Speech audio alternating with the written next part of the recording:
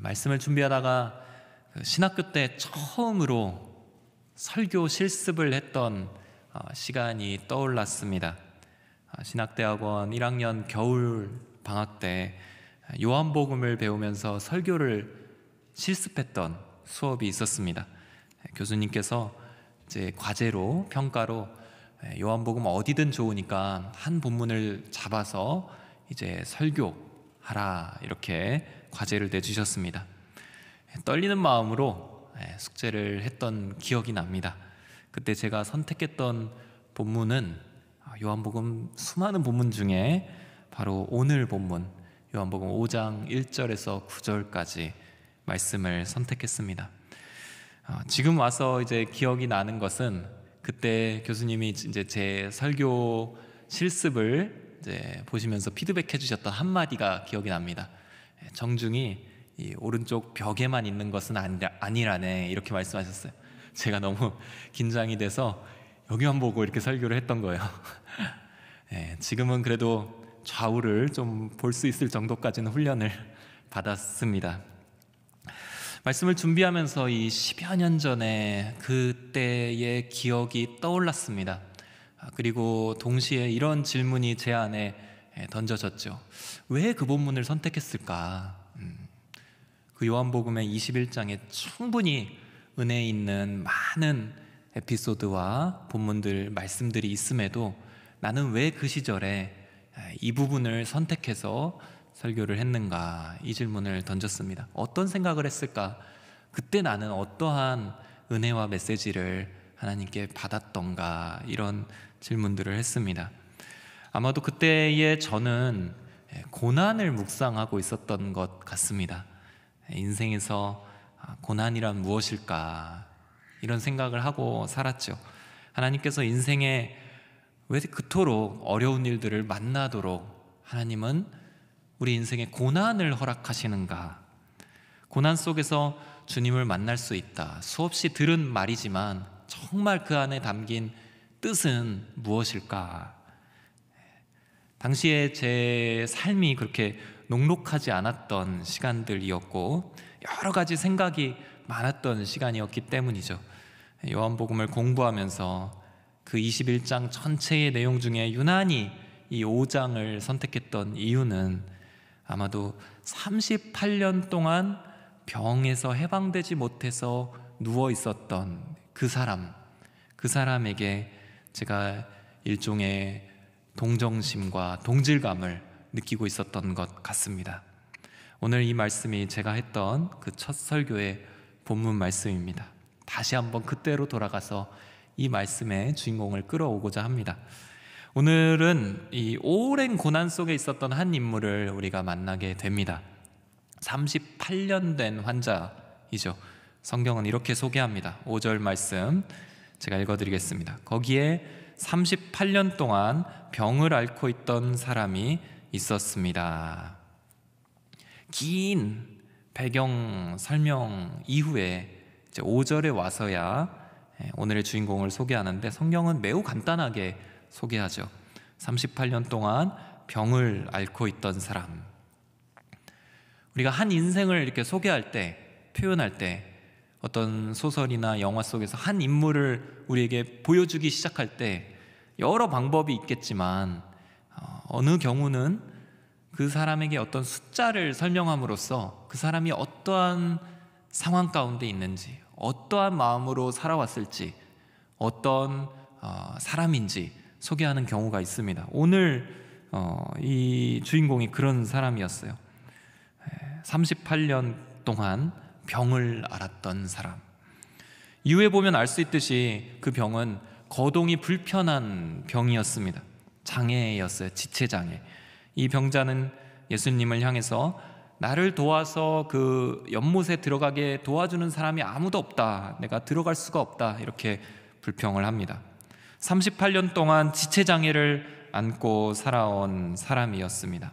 성경은 고난의 기간을 구체적으로 밝힘으로써 그의 마음 상태가 어떠한지를 짐작하게 하는 경우가 있습니다. 예를 들어 예수님의 옷자락을 만져서 혈루병이 나았던 여인, 우리는 그 여인의 그 혈루병의 기간이 12해라는 것을 기억하고 있습니다. 성경이 그 12년의 시간을 표현을 해주죠. 그 시간 동안 병을 고치려고 백방으로 다니고 많은 의원들을 만났음에도 아무런 효험을 보지 못했던 여인, 그만큼 기간 동안 정말 마음에 절망과 간절함을 안고 있었던 여인을 12년 동안 혈루병을 앓고 있었다라는 표현으로 설명합니다. 이 고난 중에 38년의 고난을 겪은 사람이 있었던 거예요. 짧은 기간이 아니기 때문에 그 아픔이 더 깊어지는 고난들이 있습니다. 고난 중에는 긴 고난이기 때문에 더 쓰리고 더 고통스러운 그런 고난이 있는 거죠. 2023년 오늘 만약 이 병자가 이 자리에 앉아 있었다면 이 병자가 38년 전부터 그 병을 알아왔던 거예요. 1985년부터 오늘까지 이 병을 알아왔던 사람, 그런 사람이라는 겁니다. 참으로 오랜 세월 동안 장애와 병에 시달린 이 환자는 육신의 병도 병이지만 정작 이 마음이 다 무너지는, 이 내면의 소망이 다 사라지는 깊은 후유증을 겪고 있었습니다. 긴 세월 동안의 고난은 이 후유증을 낳는데 소망을 잃어버리는 후유증을 낳습니다. 긴 고난으로 말미암아 이 소망을 잃게 되면 어떤 증세가 나타나는가? 첫 번째로 문제의 본질을 보지 못하는 후유증이 생깁니다. 우리가 고난을 견디기 위해서 필요한 것이 무엇일까요? 고난을 이겨내려면 무엇이 우리에게 있어야 할까? 여러 가지가 있겠지만 가장 중요한 것은 그 고난의 본질을 해석할 수 있는 믿음과 지혜입니다. 이 고난이 왜 나한테 왔는가? 이 고난을 통해서 하나님은 무엇을 말씀하시는가를 안다면, 그것을 믿음으로 바라볼 수 있고 붙잡을 수 있다면 고난을 이겨나아갈 수 있습니다. 고난의 해결 자체가 목적이 아닙니다. 하나님께서 고난을 주실 때는 우리에게 그 고난의 본질을 바라보고 고난에 담긴 하나님의 뜻을 붙잡게 하시려는 하나님의 의도가 분명하게 있습니다. 우리가 고난의 상황이 닥쳐왔을 때, 가령 가족이 갑자기 아프거나 인생에서 어떤 상실의 아픔을 겪거나 일상에서 어느 한 부분이 완전히 무너져 내리는 그런 위기 앞에 아무 이유 없이 사고를 당했을 때 우리는 이렇게 기도합니다. 이 상황이 빨리 끝나게, 빨리 해결되게 하나님 도와주십시오. 혹은 이 시간이 속히 지나갈 수 있도록 하나님 도와주세요. 우리는 이 고난의 해결을 놓고 기도합니다.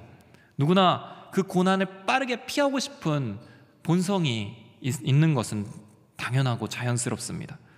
우리가 그래서 욥기를 읽기가 굉장히 부담스럽고 힘든 겁니다. 욥기는 이 1, 2장에서 고난이 닥쳐옵니다. 아주 엄청난 고난들이 욥에게 겹겹이 쌓아와서 등장하게 되는 게 바로 1장, 2장에서 끝납니다. 그리고 이 고난이 해결되는 것은 뒤에 42장에 가서야 회복이 됩니다. 그러면 이 나머지 중간에 40장은 뭐냐? 고난의 본질에 대해서 욥이 몸부림치고 찾아가는 시간입니다. 근데 우리는 이 고난이 오면 빨리 고난의 해결을 찾고자 고난이 해결되는 것만 소망하며 기도하는데 우리의 힘을 쏟습니다. 그러나 사랑하는 성도 여러분, 우리에게 고난의 본질을 찾는 시간이 반드시 필요합니다. 이 고난은 어디에서 왔을까? 나는 과연 무엇을 바라고 있는 것인가? 어떠한 기도를 내가 지금 드려야 하는가? 하나님께서는 나에게 무엇을 원하고 내게 어떠한 모습을 기대하시는가? 우리는 고난을 믿음으로 해석하고 그 고난에 직면해 있어야 합니다. 그래야 비로소 그 고난을 뚫고 나갈 힘이 우리에게 주어집니다. 고난 속에서 하나님께서 함께 하신다는 것이 무엇인지를 바라볼 수 있게 되는 겁니다.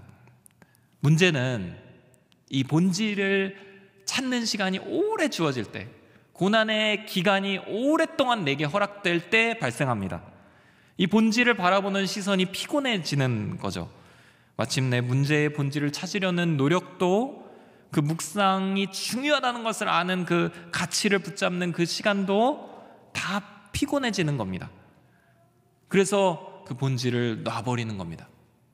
오늘 이 38년 된 병자를 보시고 주님께서 찾아오셔서 이런 질문을 하십니다. 6절 말씀 같이 함께 읽겠습니다. 시작.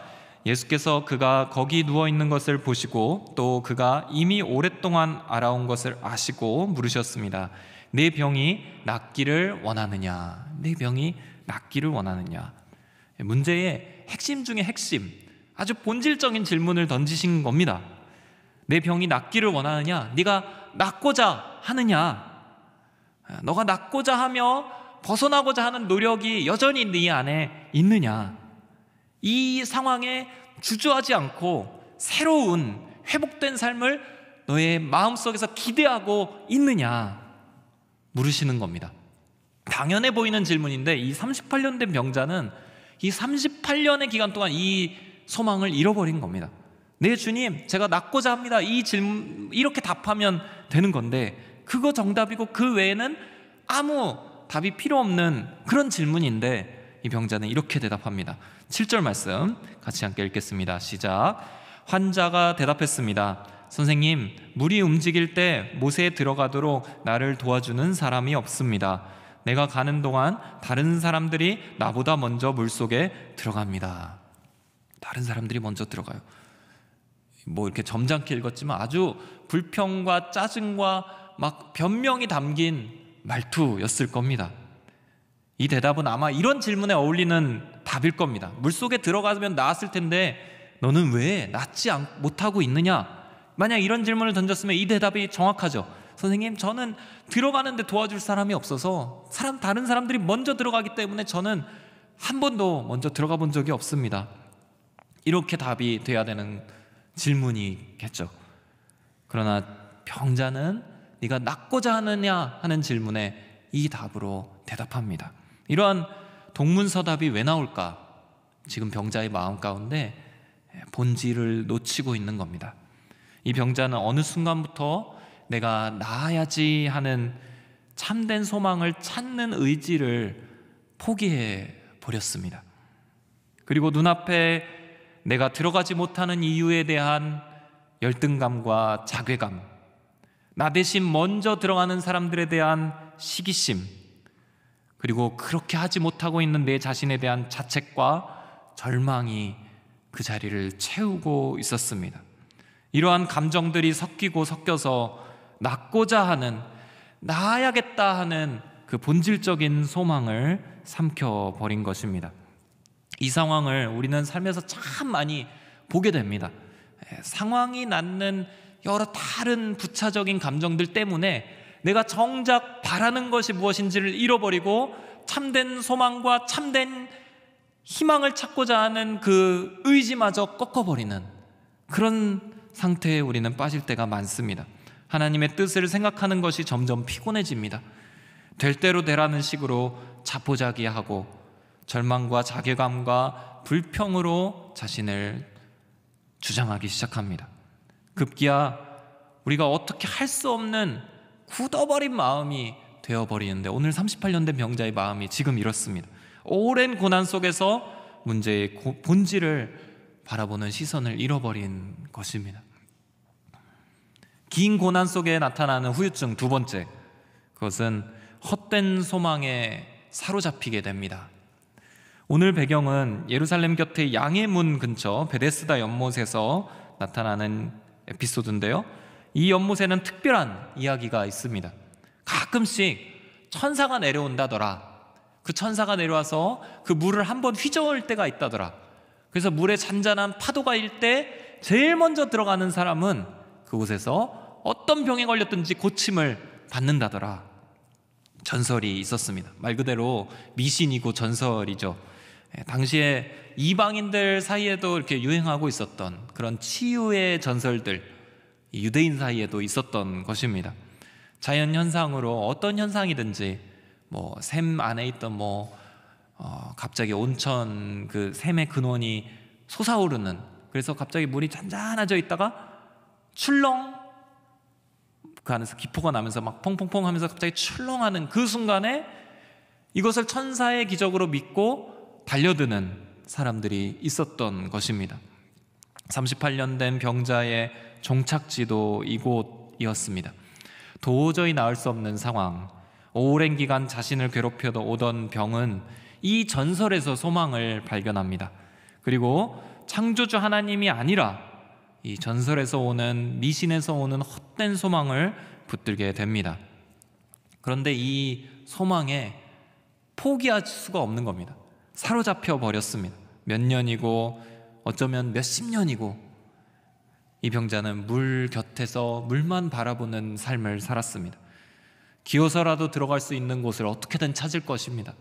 명당 자리를 찾아서 자리를 펴고 어떻게든 밤낮 구분 없이 자다가도 화들짝 깨어나서 물을 바라보면서 하염없이 그 시간을 보내고 있었을 것입니다.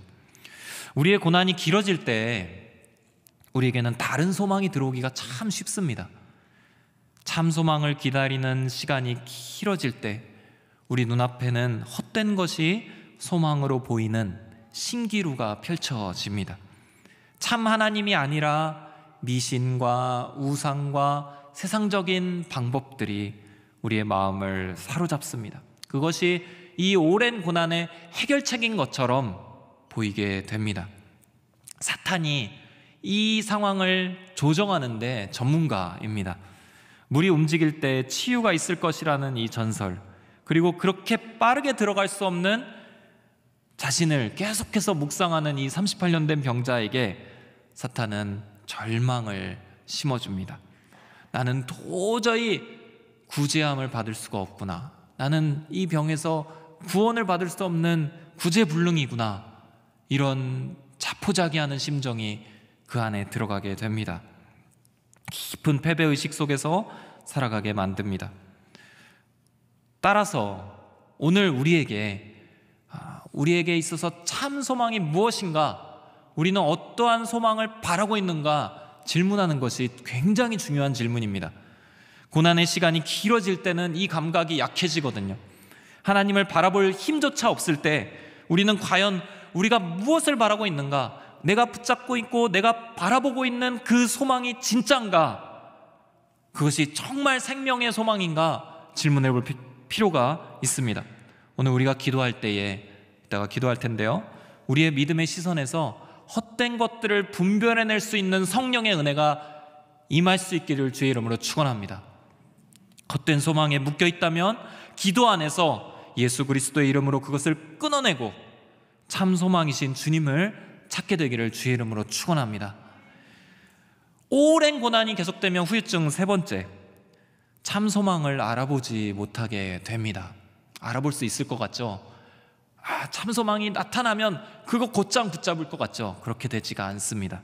이 병자의 치유가 조금 독특합니다.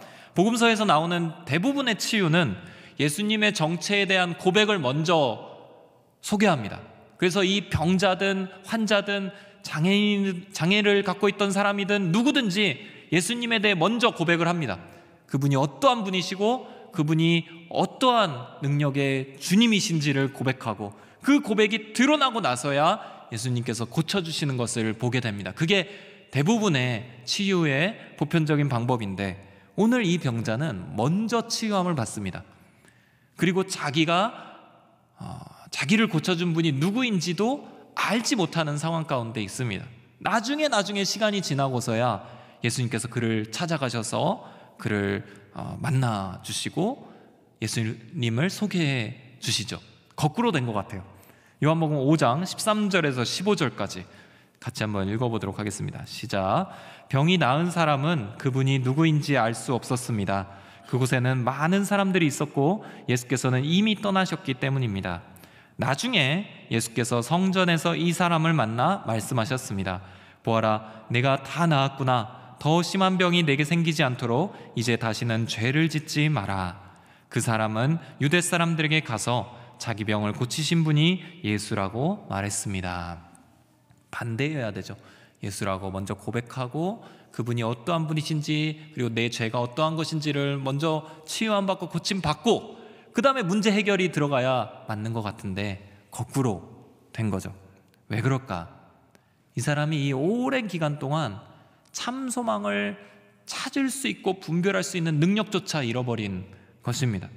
예수님께서 찾아가실 때까지 이 병자는 예수님을 알아보지 못합니다. 누구인지도 모르고 치유함 받았음에도 말을 할 수가 없습니다. 자신의 치유를 설명하지도 못합니다. 물론 얼굴 정도는 알았습니다. 그러나 이분이 누구이신지, 이 치유를 통해 하나님이 나에게 지금 무엇을 행하고 계시는지 그 사람은 알지 못했습니다. 조금 후에 예수님의 직접적인 가르침이 있을 그때에서야 겨우 이 사람은 그 치유가 어떠한 치유인지 알게 되었던 것입니다.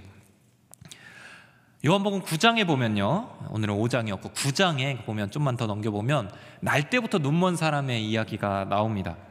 예수님께서는 이 사람이 하나님의 영광을 위하여 이 장애가 있는 것이다, 그러면서 이 사람에게 진흙을 바르시고 눈을 실로암 물에 가서 씻으라 명령하신 후에 고쳐주십니다. 나중에 바리새파 사람들이 안식일에 이 눈먼 사람이 눈을 뜬 것을 갖고 트집을 잡습니다. 그는 그에게 묻습니다. 너는 그를 누구라고 생각하느냐? 안식일에 고쳐주는 이 사람을 누구라고 생각하느냐? 이때 이 고침받은 맹인이 곧바로 대답합니다. 그분은 예언자다. 하나님으로부터 온 사람이다. 하나님께로부터 오지 않으면 아무도 태어날 때부터 눈먼 자를 고쳐주었다는 것을, 그런 능력을 행할 수 없다. 이 주님을 향한 영적인 감각이 깨어 있었던 거죠. 그는 자신의 고통 속에서도 자신을 구원해 준 분이 하나님의 은혜로 나에게 역사해 주신 분이라고 분명하게 고백했습니다. 그런데 모두 다 그런 것이 아니었던 거예요. 특별히 오늘 이 38년 된 병자는 그 아픔이 긴 이 기간 동안 참 빛을 알아보지 못하는 후유증에 빠지게 됩니다. 참 소망의 빛을 알아보지 못하고 오랜 고난 속에서 그 소망의 분별력마저 잃어버렸던 것입니다. 오랫동안 눌려서 문제의 본질을 붙들지 못하고 헛된 소망에 사로잡힌 영혼은 참 소망이 눈앞에 있음에도 알아보지를 못합니다. 이처럼 오랜 고난은 깊은 후유증을 남깁니다. 문제의 본질을 보지 못하게 하고요, 헛된 소망에 사로잡히기 쉽습니다. 참 소망을 알아보지도 못합니다. 그래서 더욱더 이런 기간이 길어진 분들은 더욱더 어렵습니다. 참 복음의 선포가 더욱더 중요한 이유이기도 합니다. 그러나 오늘 메시지는 이 오랜 고난이 어렵다, 이런 결론을 드리고자 하는 것이 아닙니다. 이 깊고 오랜 고난이 어떻게 치유함을 받는지, 이 깊고 오랜 고난과 이 절망이 어떻게 예수님으로 인하여 소망으로 회복되는지를 살피고자 합니다. 첫 번째, 예수님께서 굳건한 소망이 되시는 근거는 바로 예수님께서는 우리를 친히 보시고 아시는 분이기 때문입니다. 6절 말씀을 다시 한번 읽어보도록 하겠습니다. 시작. 예수께서 그가 거기 누워있는 것을 보시고 또 그가 이미 오랫동안 알아온 것을 아시고 물으셨습니다. 내 병이 낫기를 원하느냐? 저는 이 구절을 읽을 때 가슴이 뭉클해집니다. 이 구절이 너무 좋습니다. 이 개역개정에서도 그렇고 우리말 성경에서도 그대로 있는데요, 보시고 아시고, 나를 보시고 나를 아시고, 누워 있었던 것을 보시고 그 병이 오래였던 것을 아시고, 예수님께서는 말씀하시는 것입니다. 예수님께서 어떻게 우리의 소망이 되시는가? 우리를 자세히 보고 계시고 우리를 잘 알고 계시기 때문입니다. 우리를 깊이 바라보고 계시고 우리를 매우 정확하게 알고 계시기 때문입니다. 만약 보지 않고 고쳐주신다면, 보지 않으신다면 우리는 우리의 상황을 공감해주지 못하는 주님을 믿는 겁니다. 곁에 찾아와서 시선도 주지 않고 고쳐주는 그런 분이시라면 능력은 충분할 수 있어도 우리의 내면의 외로움과 우리가 하나님 앞에 인정받고자 하는 그 마음까지 터치해 주시는 공감의 주님은 아닙니다. 그러나 우리 주님은 보시는 분이십니다. 우리를 바라보시고 누워있는 것도 보시고 우리 마음에 어떤 상처가 있는지도 보시고 찬찬히 우리의 상황을 그대로 바라보시는 분이십니다. 우리의 의중까지도 세심하게 살피시는 분이 우리 하나님이십니다. 그 주님께서는 우리를 또한 잘 아십니다. 얼마 동안, 오랫동안 그것을 알았는지, 그 일로 인해서 얼마나 상심하고 있는지, 어떠한 기도가 필요한지 주님께서는 잘 아십니다. 능력의 주님이시기 때문입니다. 따라서 다른 사람은 몰라도, 심지어 나 자신도 나에 대해서 이 답답함과 이 우울함과 이 갑갑함의 원인을 나도 몰라도 주님은 알고 계십니다. 감정의 작은 상처까지도 살피시고 아시는, 그리고 그거를 회복시키기를 원하시는 우리 주님이십니다. 우리 주님의 이 보시고 아시고에 우리가 거하게 되기를 축복합니다. 주님의 이 정말 세심한 좋으신 성품으로 인해서 오랜 고난 중에도 우리는 회복을 꿈꿀 수 있습니다. 소망을 잃지 않을 수 있습니다. 그 주님께 우리의 마음을, 우리의 상태를 그대로 내어 맡길 수 있게 되기를 주 이름으로 축원합니다. 소망의 근거 두 번째로, 예수님께서는 계속해서 우리를 찾아오시는 분이십니다. 우리가 신앙의 길에서 넘어져도 소망을 잃지 않을 수 있는 이유가 있습니다. 예수님을 따라 결심하고 정말 정결하게 거룩하게 주님만을 바라보기로 결단하고 기도하고 가서도 당장 며칠이 안 돼서 넘어지는 것이 우리의 모습인데, 그래도 낙심하지 않을 수 있는 이유는 주님은 그 죄인을 끝까지 계속해서 찾아오시고 또 찾아오시는 분이시기 때문입니다. 38년 된 병자가 주님을 향해서 발걸음을 옮긴 것이 아닙니다. 그 12의 혈루증을 앓는 여인처럼 주님께 다가가서 그 옷자락 만진 게 아니에요. 주님이 누구이신지도 몰랐고 주님께 소망을 두지도 않았고 주님의 이름을 부르지도 않았습니다. 그는 오랜 기간 지쳐서 그냥 그 자리에서 헛된 소망에 사로잡혀서 널브러져 있었습니다. 지독한 패배의식과 절망감에 사로잡혀 있었습니다. 그런 그를 주님께서 찾아오십니다. 병을 고침받고서도 주님을 알아보지 못합니다. 유대 사람들이 당신을 고쳐준 분이 누구요? 이렇게 물을 때 제대로 그 이름조차 답을 하지 못합니다. 그러나 주님께서 한 번 더 그 사람을 찾아오십니다. 병을 고쳐줄 뿐만 아니라 병의 근원까지도 말씀하시면서 앞으로 어떻게 살아야 될지도 말씀해 주십니다. 요한복음 5장 14절 말씀 다시 한번 읽도록 하겠습니다. 시작. 나중에 예수께서 성전에서 이 사람을 만나 말씀하셨습니다. 보아라, 네가 다 나았구나. 더 심한 병이 내게 생기지 않도록 이제 다시는 죄를 짓지 마라. 그 근원까지도 말씀해 주시면서 예수 그리스도에 대해 소개해 주시는 분이십니다. 사랑하는 성도 여러분, 예수님께서는 우리를 찾아오시는 분이십니다. 찾아오세요. 아무도 우리가 행하지 않아도 은혜로 우리에게 찾아오시는 분이십니다. C.S. 루이스라는 유명한 영국의 기독교 저술가가 이렇게 이야기합니다. 예수님을 하나님이 보내신 천국의 사냥개, 하나님이 보내신 천국의 사냥개, 이렇게 표현합니다. 하나님의 끈질긴 사랑이 예수님으로 표현이 되었고, 그 예수님으로 인해서, 예수님의 끈질긴 추격으로 인해서 우리가 그리스도인이 되었다는 것입니다. 끝까지 찾아오시고 끝까지 물고 늘어주시고 끝까지 추격해서 우리를 찾아내고야마는 그 예수님이 바로 우리의 주님이십니다. 예수님은 우리를 찾아오시는 분이십니다. 끈질기게 우리가 그분을 알 수 있도록, 우리가 그분을 알 때까지 찾아오실 것입니다. 그리고 하나님의 사랑을 알려주시고 또 알려주실 것입니다. 우리는 그분의 이 반복된 열정 앞에서 충분히 안식할 수 있습니다. 우리 자신의 연약함 때문에 불안해하지 않으셔도 됩니다. 오랜 기간의 고난보다 주님의 이 열정이 더 깁니다. 그분은 우리를 붙드시고 우리에게 그분의 사랑을 알려주실 때까지 우리의 마음을 계속해서 두드리실 것입니다.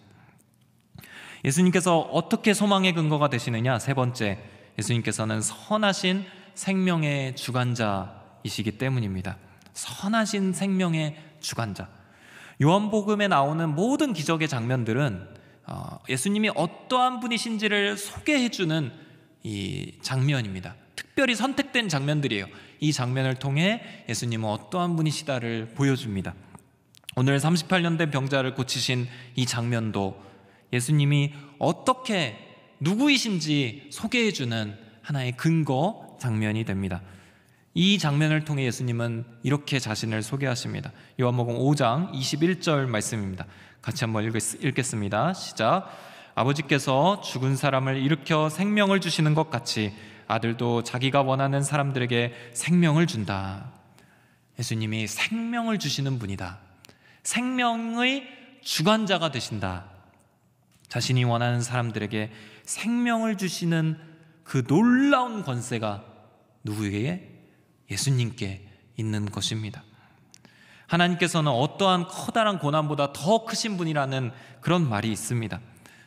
오랜 고통의 시간보다 하나님께 있는 권세와 능력이 더 큽니다. 우리가 이렇게 힘들어하는 어떠한 문제보다 하나님의 능력과 하나님의 권세가 더 큽니다. 그런데 그분은 선하신 주관자이십니다. 좋으신 하나님이에요. 우리가 아까 찬양했듯이 좋으신 하나님, 참 좋으신 나의 하나님, 평생 그렇게 찬양해도 모자랄 만큼 그분은 좋으신 하나님이십니다. 그분이 우리가 어떠한 병이든 간에, 어떠한 문제든 간에, 어떠한 목숨의 위협이 우리 안에 있든지 간에 주님께서는 우리의 생명을 주관하고 계십니다.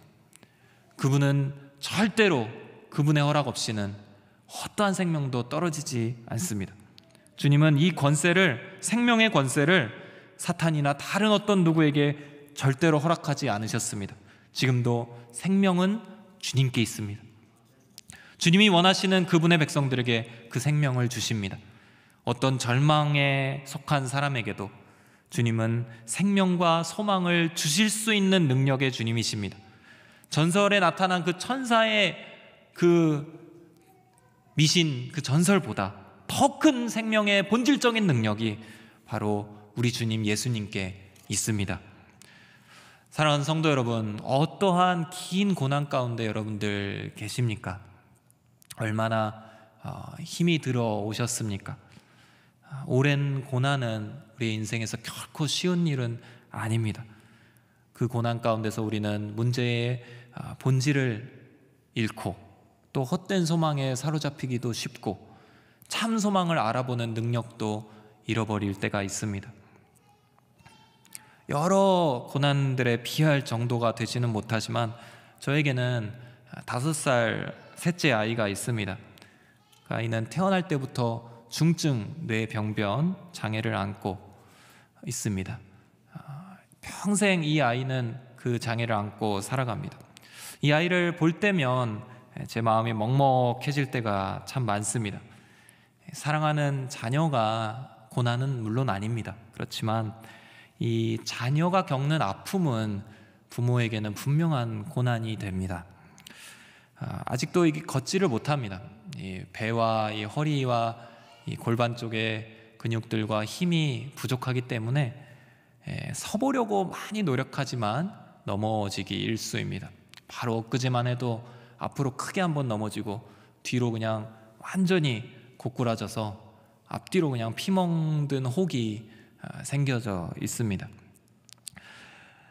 제가 그 마음이 가장 어려운 순간은 언제인가? 이 아이의 아픔이 평생 지속될 때 내가 어떻게 버틸 수 있을까? 이런 생각이 찾아올 때입니다. 그 치유의 기약이 없는 긴 고난이 내 앞에 펼쳐져 있는 것 같이 느껴질 때 내가 어떻게 버틸 수 있을까? 이런 마음이 찾아올 때 제가 가장 마음이 어렵습니다. 그때는 기도하면서 계속 하나님께 묻고 또 묻습니다. 이런 답이 나올 때까지 저는 기도합니다. 제 마음속에 이 답이 확실해질 때까지, 이 선포가 분명해질 때까지 기도합니다. 헛된 소망이 아닌 참 소망이 우리에게 있다. 예수님만이 진정한 소망이시다. 참 소망이 있으니 낙심하지 않을 것이다. 그분은 모든 생명의 주관자이시다. 이 아이의 삶은 그분 손 안에 있고 결코 빼앗긴 적이 없다. 그분의 선하심 속에서 이 아이의 영혼은, 이 아이의 삶 전부는 안전할 것이다. 기도합니다. 거의 매일 기도하게 됩니다. 왜냐하면 거의 매일 마음이 아프기 때문입니다. 여러분 안에 있는 고난은 어떠한 고난인가요? 오랜 고난 속에서 소망이 사그라들기 시작하신 분이 계시다면 다시 한번 참된 소망으로 회복되기를 주의 이름으로 축원합니다. 오늘 예수님의 말씀을 선포하고 우리 함께 기도하기를 원합니다. 8절 말씀 같이 한번 읽겠습니다. 8절 시작. 그러자 예수께서 그에게 말씀하셨습니다. 일어나 내 자리를 들고 걸어가거라. 일어나 내 자리를 들고 걸어가거라. 예수님이 참 소망이 되시니 여러분 영혼에게 선포하십시오. 내 영혼아, 일어나서 내가 절망했던 그 자리를 들고 당당하게 소망의 길을 걸어가거라. 우리 안에 그 참 소망이 회복되기를, 그런 이 저녁 되기를 주의 이름으로 축원합니다.